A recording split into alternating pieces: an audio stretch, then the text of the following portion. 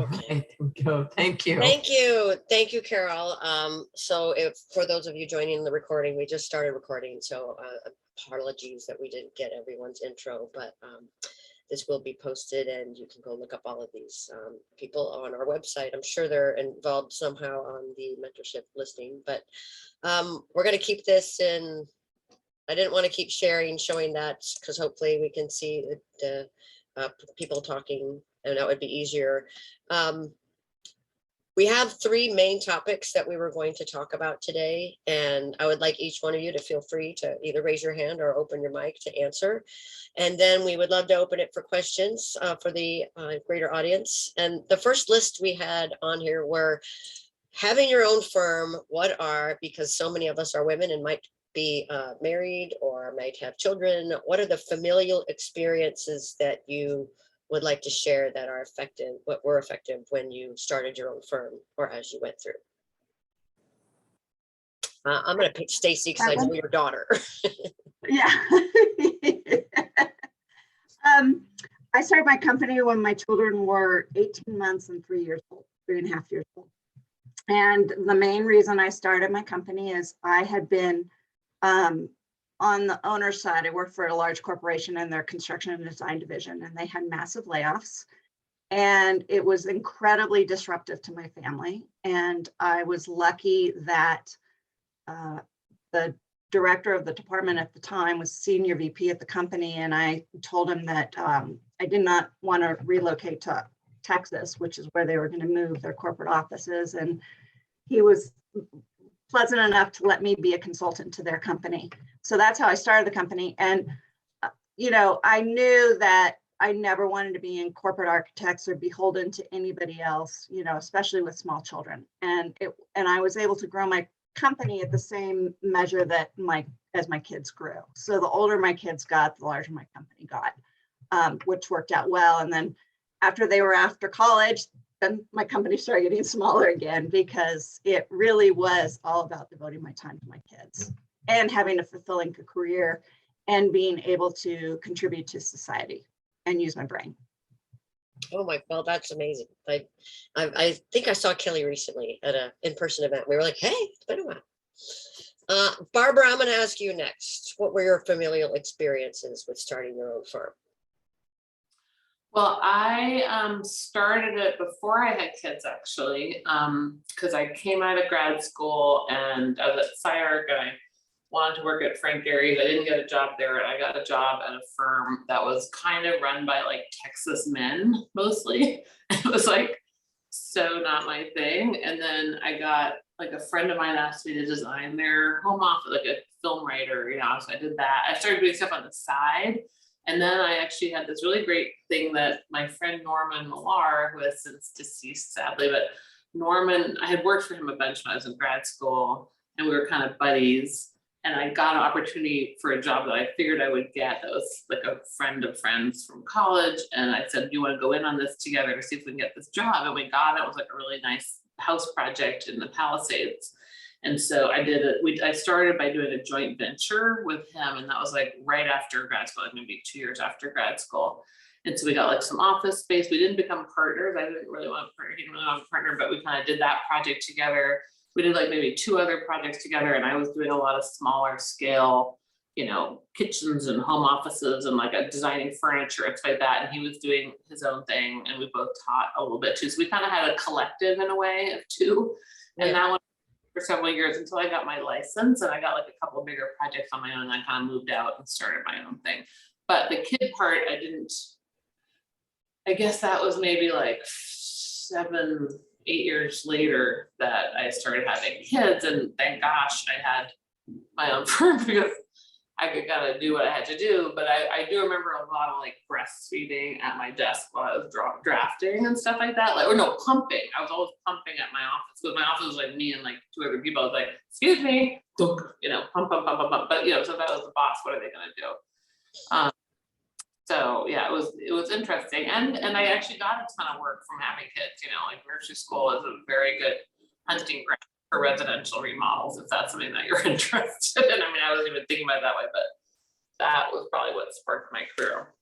That's a great story, and I'm right there with you with the pumping at your desk thing. I had to deal with that too. Meg, what about you? I know you have cats.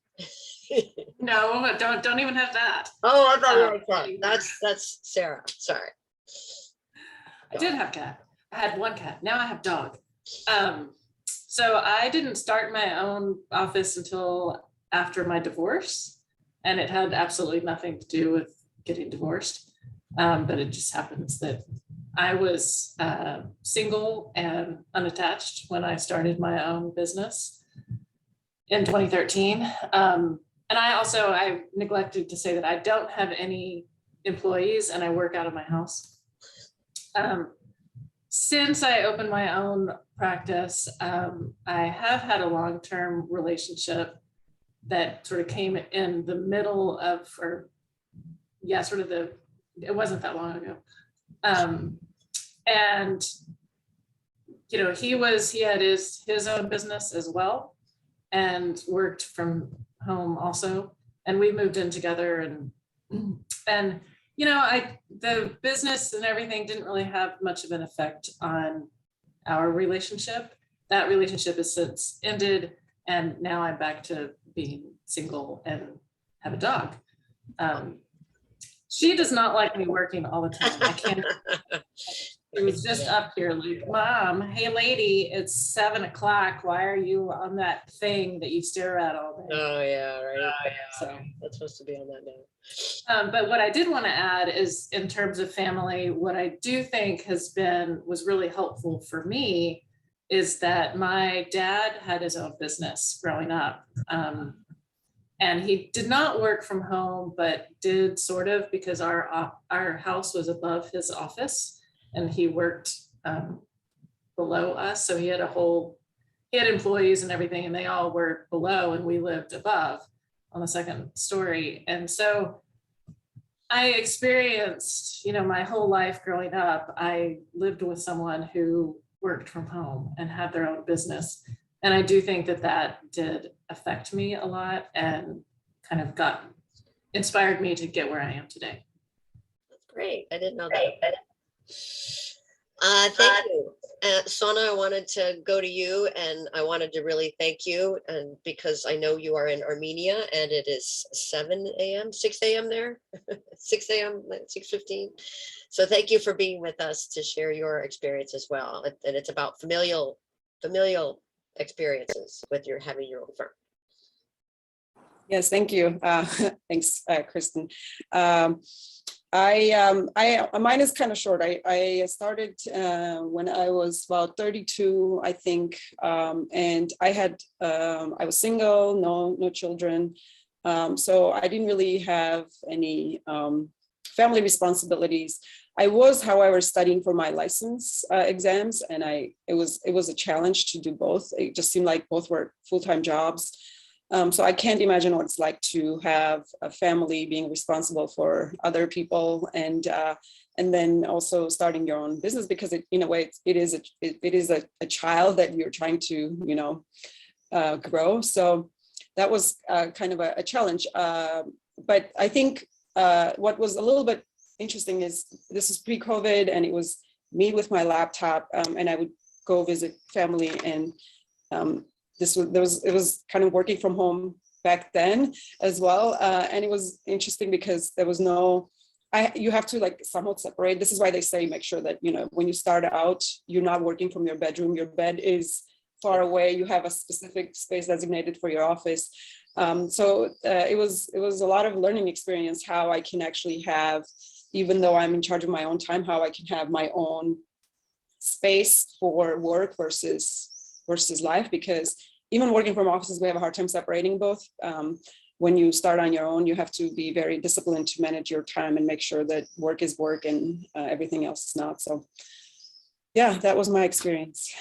Great. I'm sitting in my bedroom right now in the corner, because when COVID hit, my children wanted their own spaces, and this was the only decent place I could get away from everyone. So I'm not doing that right.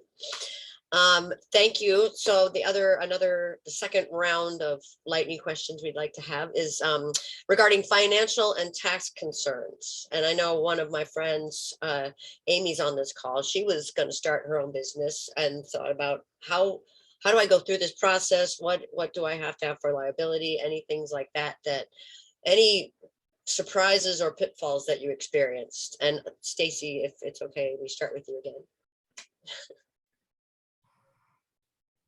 So one of the things that I did right after I started my business, I had some help. I had a really good friend who at the time was doing private swim lessons. So she had a business. So she told me about fictitious names and she told me how to, do that. And she kind of told me how to set up a spreadsheet.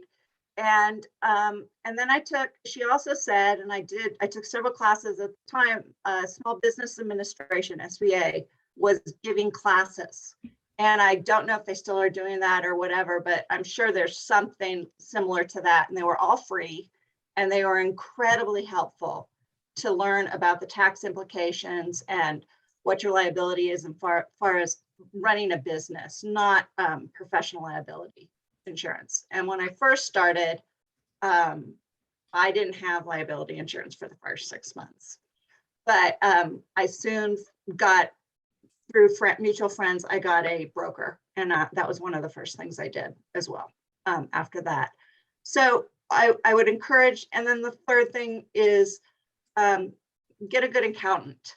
And it doesn't have to be an older accountant, it just has to be an accountant. That was very helpful. I set up my whole business and did everything without the accountant. And then once it was all set up, then I went and got my accountant. So I would say, fictitious business, SBA classes, insurance, and then accountant. Those would be that would be what I would recommend that you do in that order. Great. That's wonderful. Barbara, how about you? Any financial pitfalls or issues or things that you wanted to share? Yeah, I mean, I don't know about other people. I hate, finances. And for a time I was doing that, like up until 10 years ago, I was still sort of the head honcho and I did a lot of the billing and I did the thing and the whatever. And I had this great stroke of luck, which is really why my firm is now bigger, frankly, because I was probably maybe like max 8 people or something for a long time. I was still teaching. But a friend of mine who is not an architect had really good, she had been a chief operating officer at a toy company, like a big toy company in Minneapolis. And one of her kids was born super preemie and had really severe health issues for the first 10 years. So she was out of the workplace and that kid was doing better and is actually thriving now still. But so at that point, she was like, hey, I want to get back in the workforce. What should I do? I was like, well, why don't you come work for me and help me kind of like figure out my business and more, while I'm, because like I hate this stuff. And she's like, oh, I love spreadsheets. That's great. And I was like, oh my God, really? But she did. And so she came to work for me and, we thought it'd be like a 3 or 4 month gig. And it ends up, she's the COO. She's incredible. She does the HR, the billing, the contracts, the, negotiating with like really, annoying client, like company. We do a lot of corporate TIs right now. Like it was such a pain in the ass. So RFPs, all that. So she does all that stuff. Loves doing that stuff. And that's why I do the stuff I'm good at, which is like design and like getting jobs and design stuff. And then we have a lot of other people who do other things. So it's so really having a business person who actually likes the business part. If you want to have like a bigger business, then so that's a whole different ballgame. And I also never even thought of my thing as a company and such a dork that I just thought like, artist, sure. I'm not a few people. I'm kind of creative architect person, but now I'm like, I have a company, all right. And it's it is an LLC and all that stuff. But I really credit it to someone, and I know a lot of architects who do like that stuff as well. I just felt like it really wasn't my strong suit. It was probably what held back like possibilities for growth or, kind of even just taking on bigger jobs, just seemed too much. Like how do I, I don't have that many people, like how do you do that stuff, how do you get that insurance, all that. So I think that was the big one. And I don't mean that you have to go hire someone, but like if you have someone in your family who's actually got a kind of head for like profit and loss statements, it's really useful to start to see work that way as well, and not just as like one day, if one phone rings, you do that job, hopefully it gets done properly, that kind of stuff. It allows you to get a little more perspective and distance on the goal setting. That's really good advice, and I totally agree with you. One of the reasons I don't have my firm anymore is because the person who did all that in my partnership wanted to retire, and I'm like, I certainly do not want to take any of that piece on as well. How about you, Meg? So I've done everything kind of wrong with that, or I haven't done it wrong. I haven't done it. Is the thing. So I'm not incorporated. I did not do a fictitious name until 2020. I did not have a business account, banking account until 2020. And the only reason that I did those was because I got an SBA loan, one of the COVID loans. And you had to have a fictitious name statement and you had to have a business account. And I was like, oh, I guess I should do that. So, my business and my life are inseparably enmeshed in a very probably unhealthy way. There is no boundary, there is no division. One just goes into the other, and the money is all mixed up. And I do have an accountant. She's not an accountant. She's not a CPA, but she's a bookkeeper, and she does a great job. And she and I make sense of, I've told the morning group this, like, I have this great system. I have this great system for billing, which is, wait, oh, it's right here. So this is my great system of billing. I make a list. It off. And so I'm still, So I have a huge stack of papers under my computer, which is my fancy filing system. And, there's a reason I don't have any employees, and there's a reason I don't want to grow, because I just don't want to deal with it. And I have my own messy system and it works okay. That's great. That's great. And so it's great. I did want to share, just while we're on the financial topic, I did want to share, and this is in particular for my friend Alan. I know that he was interested to know, like, how much money do you need to start a business? And I didn't have any, and I didn't really use any. And I was just going back through my records. I do have a couple spreadsheets, so I was able to do this.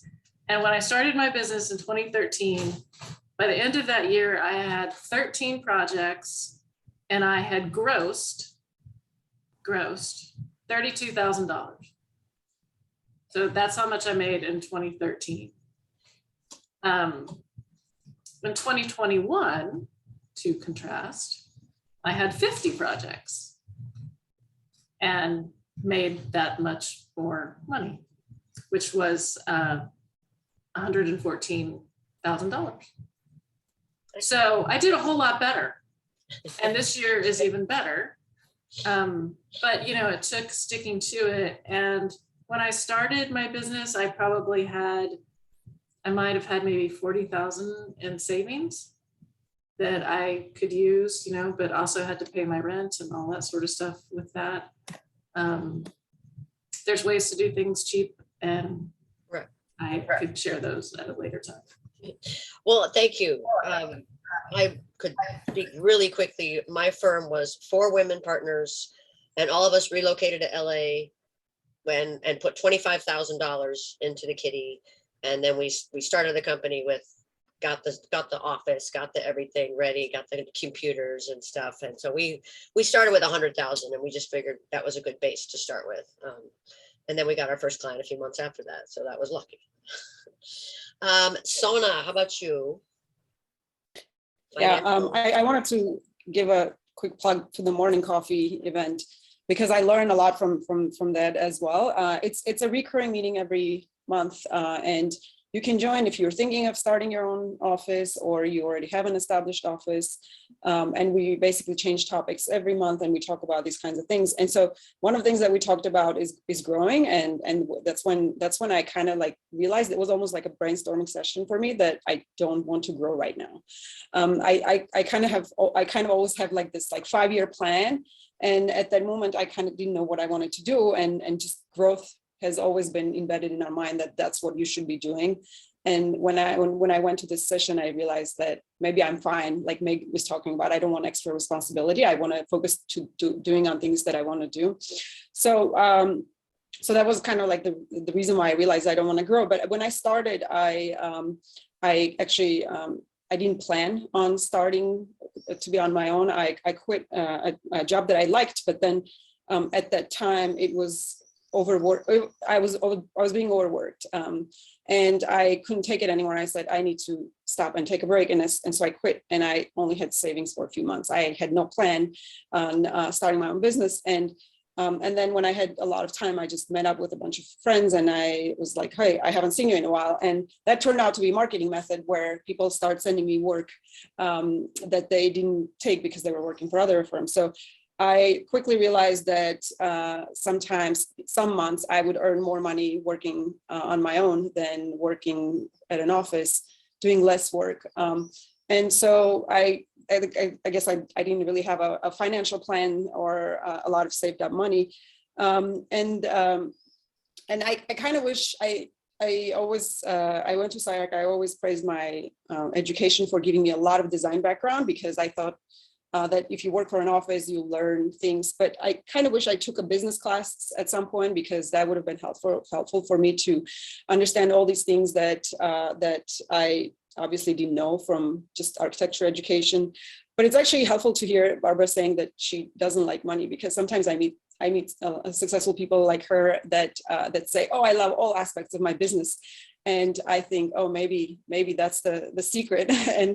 and I know that architects are notorious for just, doing what they're trained to do. And so I guess it is a matter of finding the right people to do the right things. Maybe that's also like a business mind that you have to make sure that you surround yourself with the right people. So maybe at a time when I do want to grow, I will look for someone who can help me do things that I don't like doing. Well, I definitely would recommend that as well. Stacey, the last question we had is, I don't know if this probably won't apply to Barbara because she started out of grad school, her firm, but if you left a larger firm, I couldn't remember from your start, if you left a larger firm or practice, what were your reasons for leaving to start your own business? Well, yeah, and it was, as I said, I was on the corporate side or the owner side. So I was owner's rep, and it was a corporate shakeup, and I didn't want to do it. And quite frankly, I think my children had a huge part in that. And like Sona and Meg, I started my house. So to answer Alan's question, I took a loan out from my husband of $5,000 to pay for my computer and my desk, and that's what I started my business with. But I did start with a client. So I was making money right away. So that helped. That's good. Meg, did you leave any firm to start your own? I can't remember. I did not. I was unemployed. Okay. Sona, I know you did, right?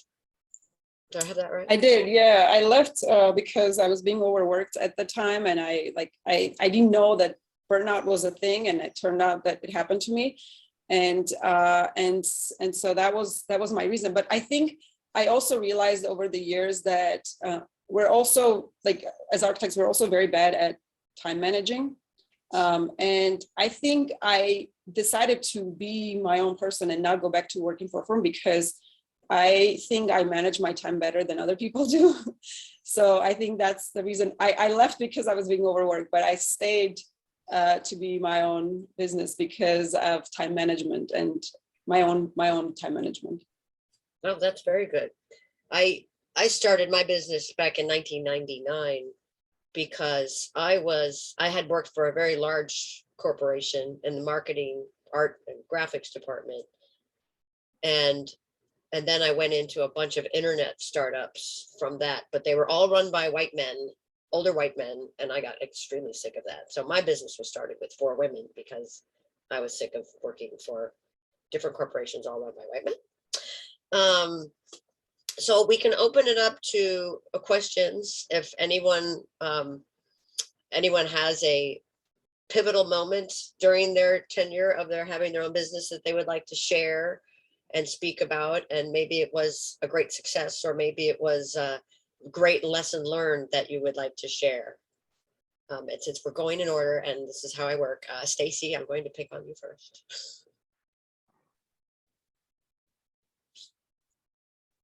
Okay. Well, another reason why I started my own firm, and I can only speak for me, but I'm a complete and total type A personality. And, speaking of, men, it's working in construction. I mean, now it's amazing. I mean, when I first started, there wouldn't be, I'd go to conferences and there'd be 3 women in the bathroom, and the men would, it was the only time you didn't have to wait for a restroom. And now it's very different. But when I first started, there were no women firms. There were 8% of the architects were women. It just was such a male dominated thing. And I was quite frankly very tired of it. And so, plus being type A and seeing these, quite frankly, idiots telling me what I did not think was the appropriate way to do things, that to me was really the main reason why I started on my own. And so I would say, that there's really no lessons learned, except for I got more bossy and more opinionated and less tolerant as life went on. But it is, I think that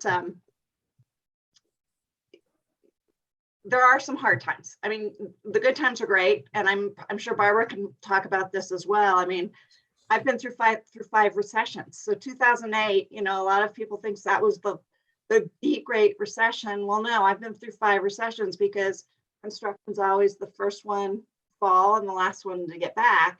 And it's, and I can remember it wasn't 2008, well, 2008, but I think it was the one before that was about 5 or 6 years before that. And all we would do is we would all get together for lunch and say, what are you doing? What are you doing? And it was really scary, and it's really lean, and you've got to meet payroll. And there's some scary things about owning your own business, and you have to be really thick-skinned. And I always ran my company really, really lean, because hiring an employee is incredibly expensive and time consuming to train them. And then you don't want to let them go, because and I know a lot of larger firms, that's what they have to do to keep the beast going. And I never wanted to be that. So I always kept my firm very small, so I didn't have to do that. But there's a fine line, there's a fine line where your employees are really angry because they're working really hard and long hours, but you don't want to hire somebody, or vice versa. They're sitting there twiddling your thumbs and you don't want to fire them. So it's not all doom and gloom. If I had to do it all over again, there's no question I would have my own firm. But there are some really hard decisions you have to make. As Harry Truman had, the buck stops here. I always tell my staff, the buck stops at my desk. So yeah, yes, good times I make a little bit more money than you guys. That's true. But bad times I make less money than you do, because I'm the first salary that gets cut. Not that I cut myself to zero, but if I'm going to start cutting salary, I'm the first one that gets cut. No question. So, What about you, Barbara? Does any of that ring true? Yeah, it's so interesting. I guess I was like, what's a good lesson? I have a couple of thoughts that, like, one of them was that one of the good things about having employees is that the more employees you have, the more work you can do. So what I'm really good at is like making decisions, like setting a direction and making decisions and moving stuff along, So if I have 8 people doing that, I'm going to make a lot more money, than it was just me doing it and then doing the production work, basically. And so it is, I think if you look at it kind of like as a business and like abundance business mindset, as opposed to like a sort of sole proprietor, it's like having a store versus having like a bunch of supermarkets. Like, I know it's crazy, but it isn't, it isn't that crazy if the kind of work that you're doing is something that has, you know, value in the marketplace and you can kind of sell it, you know, like a lot of people want to get it for whatever, which has a lot to do with like media and like whatever, like what you're doing, you know, and it's different. I think I have a lot of friends, and I do think a lot of architects are by nature a little more introverted, you know, and in that world, it's much nicer to have like 1 or 2 houses you're doing. It's kind of, you can pace it. It's like, you know what you're gonna make every year, and it's not like you're not trying to grow or change that much. But if that isn't what you're doing and you're more of an extrovert, you might have the right personality for like sales and business development, like going to like the opening of an envelope and, you know, meeting so-and-so. I'm like, oh, I'm an architect, you know, because most people don't know any architects. That's so weird. I mean, it's so hilarious, but like, they literally don't know architects. I get hired, now I get hired mostly for what I already do, but I used to get a ton of jobs just because like I was the only architect anyone knew, because I knew a lot of people, you know, and it's like lawyers, like you don't just hire a lawyer out of the phone book, you go like, hey, no one know a lawyer for this, and they're like, oh yeah, I think so-and-so's a lawyer, and that's literally how a lot of jobs start in the beginning, and or like you're at the same nursing school, that kind of stuff. So I think it's kind of, it's not, I would say being successful at getting a lot of jobs has a lot more to do with your personality type than it does with like whether you're the best designer in the world. I think everybody's probably like totally good designers if that's, you know, what they're trying to be, or technical architects. I think there's a ton, you know, I've taught for a million years. Everybody's actually pretty good at this. But can you sell it as a brand, and can you kind of like sell it to people and get like someone to write about this thing, or you need to make a little splash? I mean, that is what allows it to kind of get bigger in one way, or that you really have great networks of people in, you know, yeah, like a bit like, you know, you're married to someone or have a partner who's in tech and you meet like 20 people from startup, you know, they're all building houses, and, you know, suddenly you know, like, you know, you're mining essentially a copper mine. People. I mean, I had one friend who worked at The Simpsons. I think I did like 7 Simpsons writers' houses in the 90s. You know, like that was just, I mean, not new ones usually, like remodels, but nonetheless, like that's like you're mining the strain, you know. So that's one thing. I think the other thing I thought about was space. Like, you know, I worked out of my house also at different times, and at one point I felt like my basement was like Silence of the Lambs or something, because I had like 4 women for me in my basement, and I'd be like upstairs and downstairs, and it was like, what's going on in the basement, you know? But it had a window, it wasn't like a total basement, but nonetheless, it was great.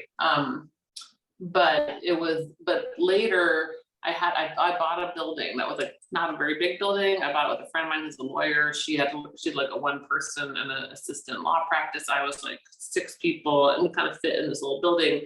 And it did turn out to be like a hermit crab situation where like I kind of had more and more work, but I had like this, I was like, well, I can't leave this building, like this is how big I can be, you know. And I ended up getting an Airstream trailer in the parking lot and had like 6 people in there. It was absurd. It was like not good.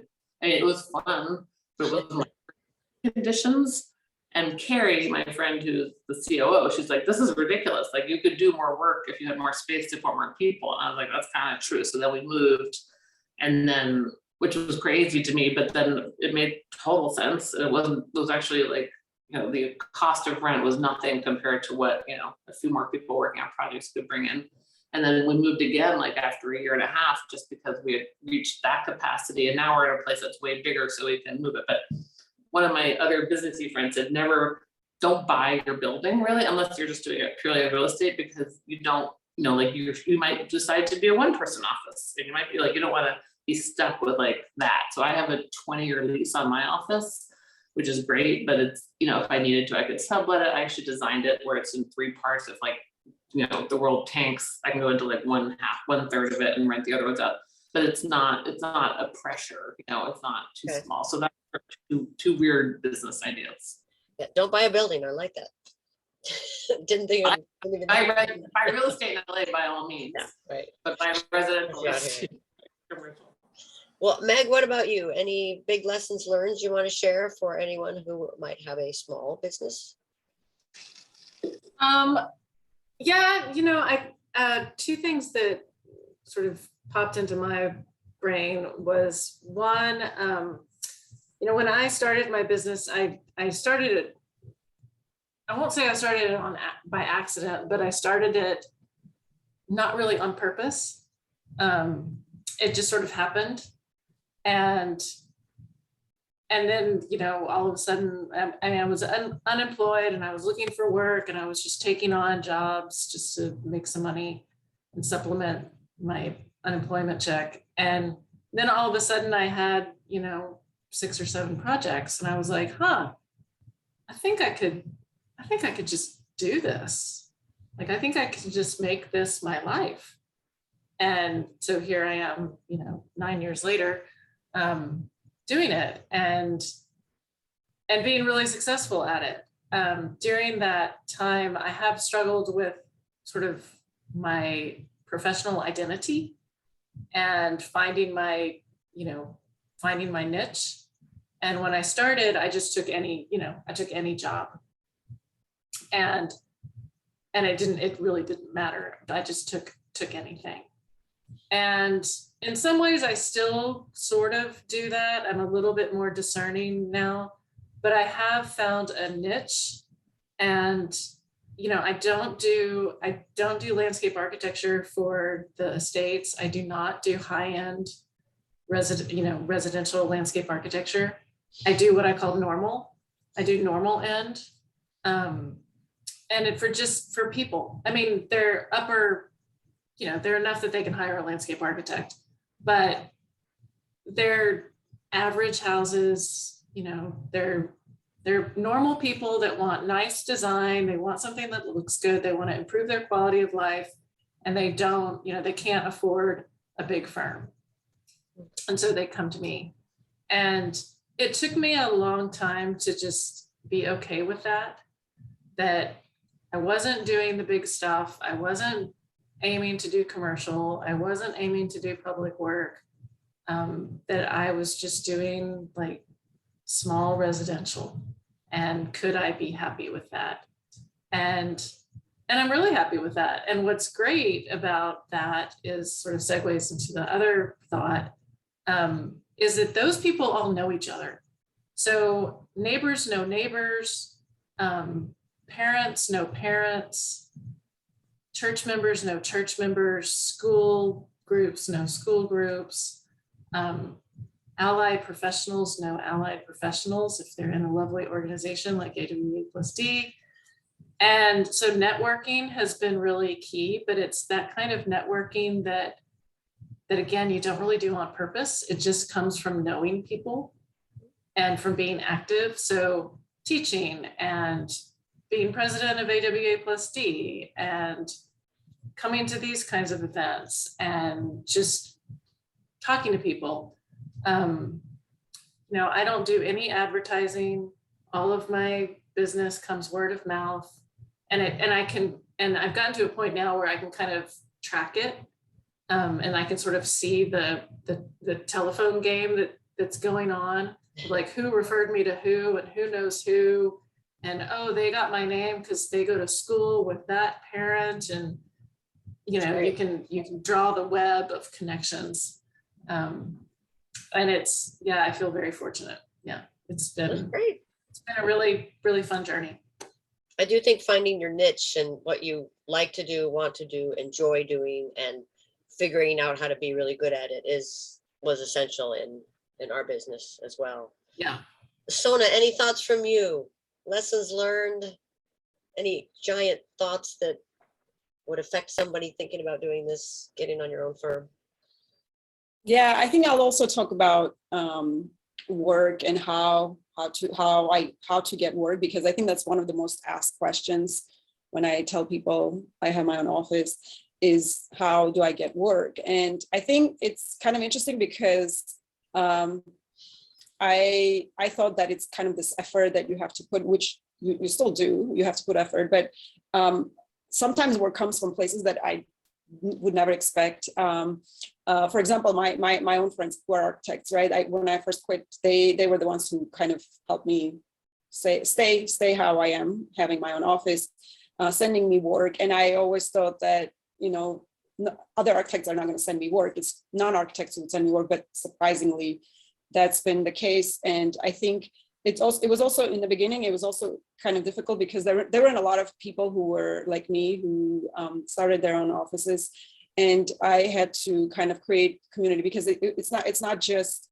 starting on your own, but it's also this atmosphere of being, as architects, we are used to community, we're used to feedback, and not having that anymore, not having coworkers was difficult. So creating a community was another thing too, which also helps get work as well, because I started with a few friends. We would give each other advice on, things like building department troubles and other things. And now we're at a point where we're also referring work to each other.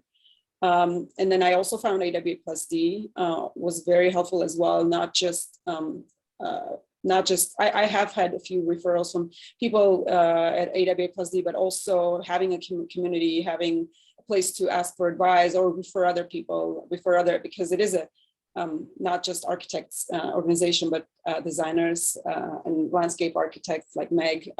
So it's useful to also know other people to refer. So I think having a community, figuring out where you find your community is important, as far as having emotional support, but also having an outlet where you get work from. But I think one thing that's important is setting an intention. Knowing, I think before you even go to your community, you have to know what you want. You have to know, because at first, from when I started, it was like, okay, I need work. I just need work. Give me any type of work.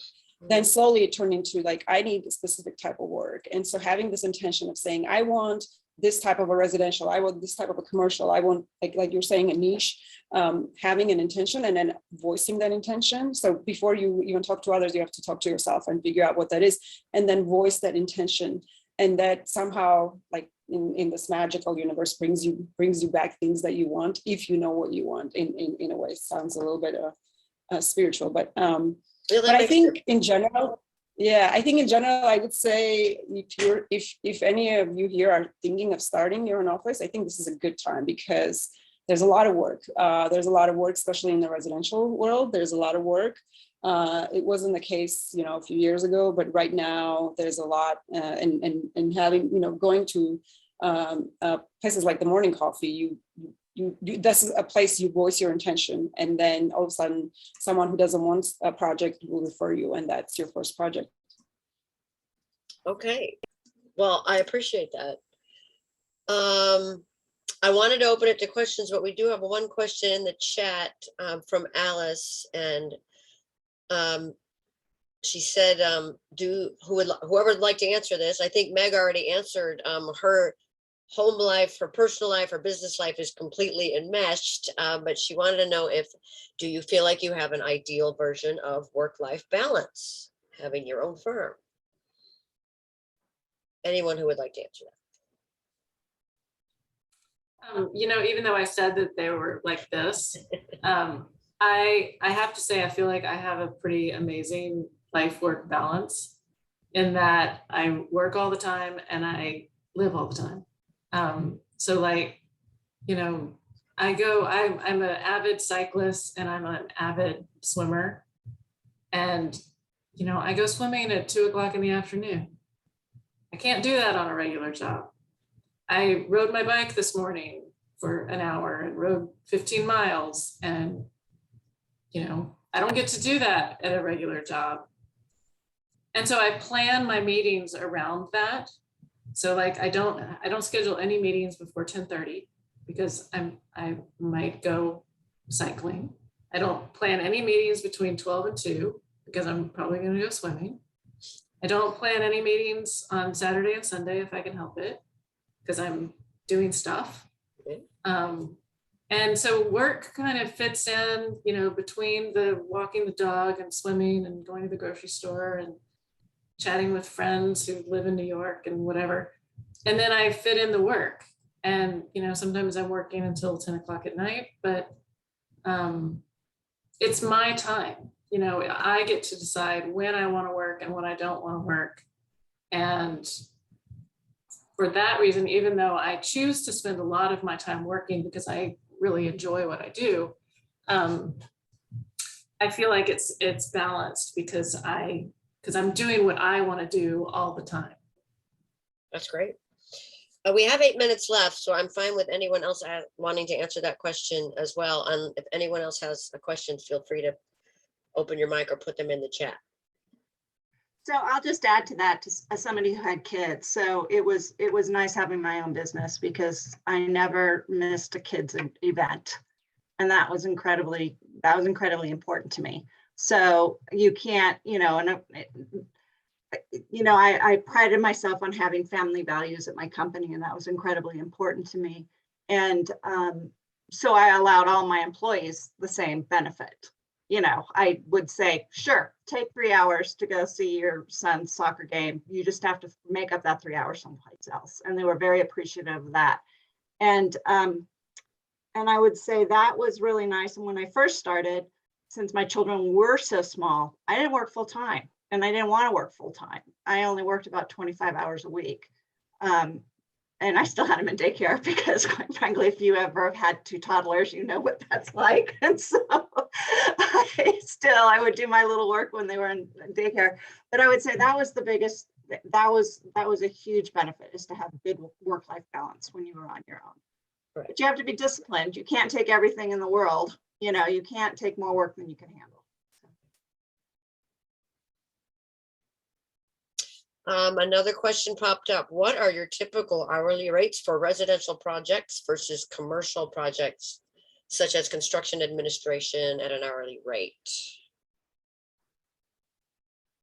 Do y'all have a stab at hourly rates that you provide for residential versus commercial projects? I have just changed my whole billing structure because I was charging hourly, and I do have hourly rates, but that's not how I charge. That's how I started charging. And what I realized is, as you get better at your job, you spend less hours. So if you're charging hourly, you actually are making less money than if you were worse at your job. So, I have 20 something years of experience, and I can knock out a project pretty quickly. And then I don't make very much money if I'm charging hourly. So Right. I've recently changed my whole billing structure to be per project that is based on the complexity of the project. And so it's just a fixed fee. That's And great. so I could spend 4 hours on it, I could spend 40 hours on it, and I'm going to get paid the same. There is an hourly fee for overruns or, CA and stuff like that. But I think charging by the hour is just not the right kind of value for me. Yeah, I agree. At my firm, we did project pricing and amortized the whole thing across the year, however long it would take the project. So we didn't really do money hourly rates, but Sona or Barbara, would you like to answer that question? Well, when you have, like, my firm has a bunch of rates depending on the person's experience. And with commercial projects, we can't ever charge hourly. You have to go a fixed fee typically. But we try to calculate it in a couple different ways. And one of the ways that we do calculate it is how many hours is it going to take us to do this. And if we know the client, like if it's sort of a straightforward brief, you kind of know-ish what that's going to be looking like. New client, sometimes a corporation, they change their mind. I did some work recently for a big sneaker company, and oh my gosh, did they kill us with the changes in schematic design over and over again. Like, what are you doing? But that kind of, but we try to use that as one of the estimators, as well as 9%, 10% of construction costs. And residential, we actually charge 18% usually of the construction cost. And then on really, really super duper extra expensive residential projects, that would be outrageous, that amount of money. So then we charge hourly on those. But one of the PMs that I work with, an independent female who does kind of fancy residential, she said she thinks people should just start charging a monthly rate for their work, because especially when you get into really big projects, that might work out. I think when you're starting though, you're kind of, I forget what I started, but I think a junior person in our office is probably $150,000 at $50 an hour right now, or the multiple there, it's 3 times whatever their salary is. It's kind of Yes. That makes sense. Thank you for that. I want to be cognizant that we have 3 minutes left, and somebody asked a question that I think is very helpful. Amy asked, are you all registered as women-owned businesses? does that, or if you are, does that help you qualify for certain jobs? And thank you, Jamie, for already answering that question in the chat. She said in my experience, there are different RFPs that come out that give you precedence if you're a new BOC or a small business or a women-owned business. Are any of you have that designation? Yeah, we're WBE, but I don't do very much public work, and so it doesn't really Yeah, come up. Or sometimes my corporate clients are like, "Oh, thank God you're one of business that makes us look." Now that they're trying to do their diversity initiatives, like they want vendors that are, have other backgrounds. Right. But I haven't. But I think if I was more in the public realm, like I know people who work more that way, and then it's a competitive advantage. Stacey, you were in the public, right? No, I was actually more corporate. Oh, corporate. Not for profit. But I have all small business, women owned, all of them. And like Barbara, it was the same thing. The clients liked that I was, but I never really used it. I mean, I would fill out public RFPs being a women owned business and I wouldn't get it. So I would say if you can do it because clients like that they've hired a women owned business, whether they're public or private, but unless you are teaming up with large companies that need that person and you get in a niche, and none of the people on the client, I tried, Carol maybe, but I tried to get into more public works. It's tough. It's a very, very different business than private or corporate clients. Very different. And I think that you either should, if you want to go that route, go it all the way. But you can't really do both because the companies have to be set up very, very differently if you're going to do public work versus private or corporate work. And that's a good point, that if there's a thing that you think you would like to do, it would be probably smart to go work for someone who does that particular kind of thing already and learn the ropes, at their expense, basically. I mean, that's if you're kind of into, like, if you were say public landscape architecture like that, like you kind of want to work for someone who did that for a while and know how, even how to answer an RFP, it's hard to do that from scratch, I think. Well, thank you. We've got 1 minute left. If anyone has a burning question, if the panelists can stay to answer it. Anybody want to unmic themselves? Going once, going twice. Well, then I will wrap this up and say thank you so much to all of you women, and appreciate all of your many, many years of experience doing this kind of thing. I do hear you when you're talking about, I think there's a problem with construction right now. We're talking another pre-recession, but then everyone wants to work from home. So if you're doing residential work, yeah, you might be making a boon because everyone wants to redo their house, right, to make it more livable and workable in. So there's many sides to this right now. And I do know I have many friends who have said, I really took a hard look at what I was doing during the pandemic, and I'm going to change what I'm doing now. So lots of new businesses might be starting from that as well. Thank you so much. Oh, that's what we're getting in the chat. Thank you, everyone. And thank you for everybody. And I think everyone who registered, I assume will get a link to the recording.